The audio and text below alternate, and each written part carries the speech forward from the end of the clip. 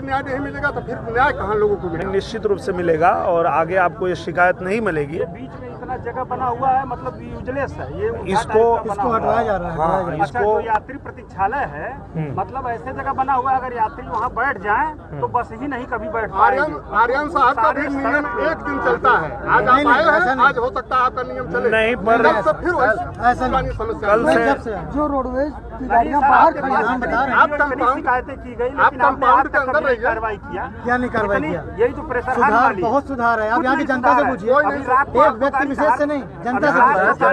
सर्वे करा लिया जाए आर्यन साहब, सर्वे करा लिया जाए, इस पे काम किया जाएगा, इस पे काम किया जाएगा। और मैं खुद ही यहाँ पे हूँ और मैं आप लोगों को इसलिए कह रहा हूँ कि मैं रोडवेज के पास ही रह रहा हूँ और मैं खुद ही महसूस किया, मैंने खुद ही फ़ोन किया और आगे ऐसी शिकायत आई तो मैं कार्रवाई करूँगा, आप लोग चिंता मत करिए। अच्छा, कल 2 अक्टूबर है, गांधी जयंती और शास्त्री जयंती, क्या मैसेज आजमगढ़ के लोगों को देना? मैं यही कहना चाहूँगा आजमगढ़ के लोगों को। मैं खुद भी कल जो आजमगढ़ में खादी उद्योग भंडार है वहाँ मैं कुछ न कुछ खरीदूँगा और मैं सबसे निवेदन करूँगा कि आप लोग भी खादी ग्रामोद्योग को बढ़ावा दीजिए और जो भी आप वस्त्र पहनते हैं उसमें खादी को शामिल करिए, क्योंकि जब हम स्वदेशी अपनाएंगे, जब हम अपने लोकल के लिए वोकल होंगे तो ही हम इसको समृद्ध बना पाएंगे। और इसमें हम लोग लगातार कदम बढ़ा रहे हैं और आजमगढ़ में रह के इन चीज़ों को मैं खुद ही करने वाला हूं और कर रहा हूं लगातार।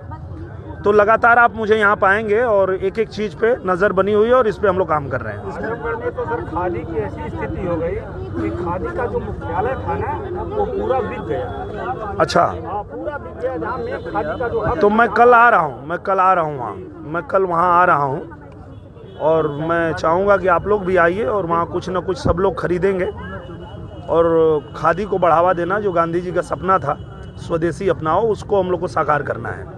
रोडवेज परिसर में कर्मचारियों की आए दिन कमी होते जा रही है, तो आउटसोर्सिंग के कर्मचारी आ रहे हैं, तो उसके लिए कैसे किस तरह से किया जा रहा है?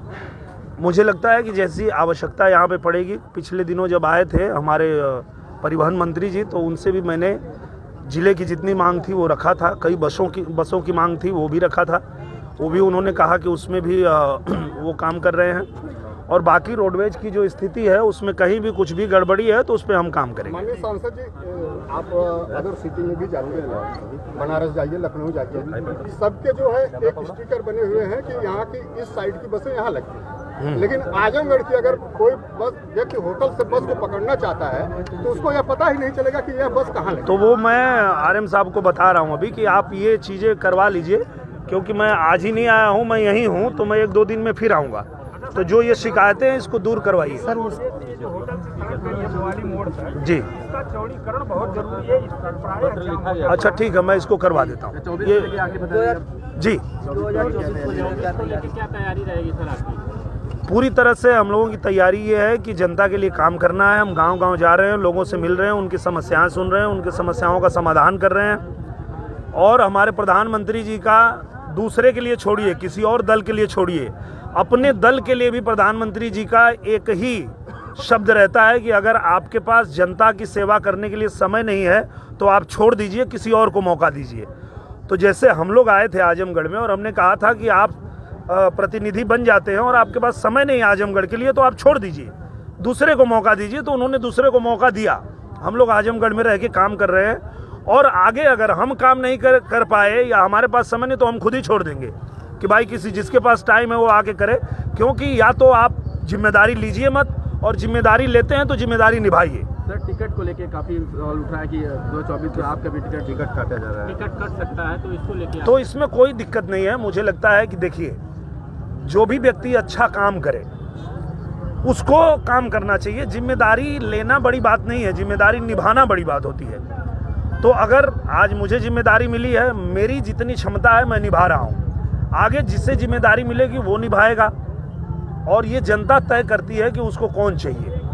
अगर जनता को लगता है कि मैं अच्छा काम कर रहा हूं तो वो मुझे चुनेगी। जनता को लगता है कि मैं उनके लायक नहीं हूं, मैं उनके उम्मीद पे खरा नहीं उतर रहा हूं, तो वो अपने आप बदल देगी मुझे। सर, हवाई उड़ान कब तक संभव हो पाएगा? हवाई उड़ान जल्दी संभव हो जाएगा, क्योंकि DGCA की जो जाँच कमेटी आने वाली है वो जैसे आकर के लाइसेंस देगी, हवाई उड़ान शुरू हो जाएगी।